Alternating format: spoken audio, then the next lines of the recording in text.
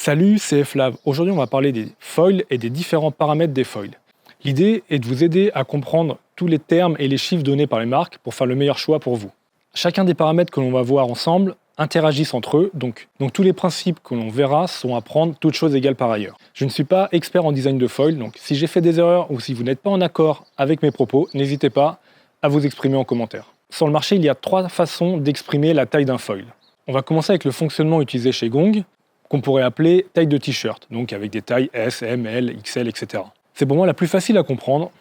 J'ai un foil de taille M, je cherche un foil pour le vent plus faible, je prends un taille L, ou à l'inverse, si je veux un foil pour le vent plus fort, je prends un taille S. Bien sûr, on peut affiner la réflexion et il y a des foils qui taillent plus ou moins grand, mais ça facilite la compréhension et on s'épargne de devoir aller regarder tous ces chiffres, même si Patrice de chez Gong n'est pas avare en données et donne plein d'indicateurs qu'on va avoir ensemble. Avec la méthode en taille de t-shirt, donc j'ai un foil Curve H en taille M. La deuxième méthode, c'est la plus répandue, c'est par la superficie. Donc mon foil fait 900 cm² par exemple. Le premier principe important, c'est la portance d'un foil vient de sa superficie. Je vous ai sorti les deux extrêmes de mon Keever, 700 cm² en haut, 2450 cm² en bas. On comprend bien que plus la superficie est importante, plus le foil va porter. Plus le foil a une superficie importante, donc plus il va porter, ce qui veut dire qu'il va soulever la planche, donc il aura moins besoin de vitesse pour décoller. On peut aussi prendre comme principe que plus le foil a une superficie importante, plus il va décoller facilement. On raffinera ce point un peu après, mais on peut quand même prendre ça comme principe général. Chez Gong, il y a 3 superficies d'annoncés. Il y a la projected, l'extrado et le filling. Le filling, c'est la taille marketing, c'est le chiffre rond, celle qu'on utilise. L'extrado, c'est celle qui est sur le dessus et qui est donc supérieure parce que le foil est courbé. Et la version projetée, c'est une vue à plat 2D du foil. La dernière méthode, c'est l'envergure. Elle est utilisée uniquement par une marque, à ma connaissance, c'est Axis. Avec la méthode par l'envergure, ça donne par exemple, j'ai un curve H qui fait 860 mm d'envergure. L'envergure, qu'est-ce que c'est ? C'est la longueur entre les deux extrémités d'un foil. C'est aussi appelé wingspan en anglais. Un foil avec une envergure importante va être plus stable, va avoir plus de glisse, mais va être moins maniable et avoir des rayons de courbe plus importants. A l'inverse, un foil avec une envergure plus faible va être plus maniable et aura une meilleure tolérance en plage basse. On vient de voir 2 paramètres importants d'un foil, la superficie et l'envergure. On va rajouter un 3e paramètre et un ratio.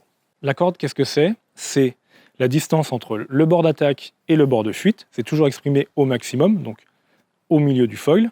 Par exemple, sur ce foil-là, la corde max, c'est 13,1 cm.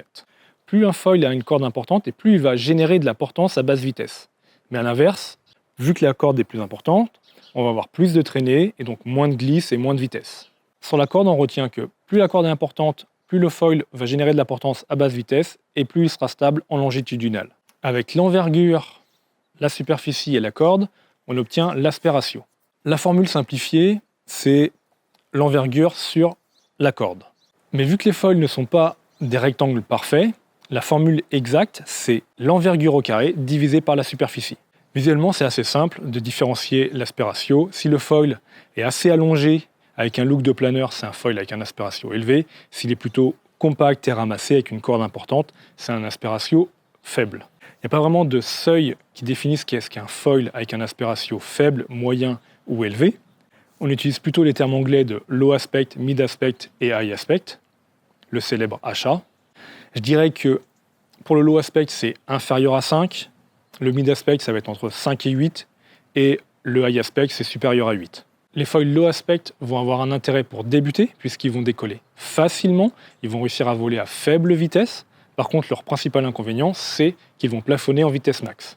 Les foils mid aspect, aujourd'hui, je trouve qu'ils sont un peu boudés au profit des foils avec un aspect ratio élevé, mais ils ont quand même un intérêt parce qu'ils sont plus maniables avec leur envergure plus contenue.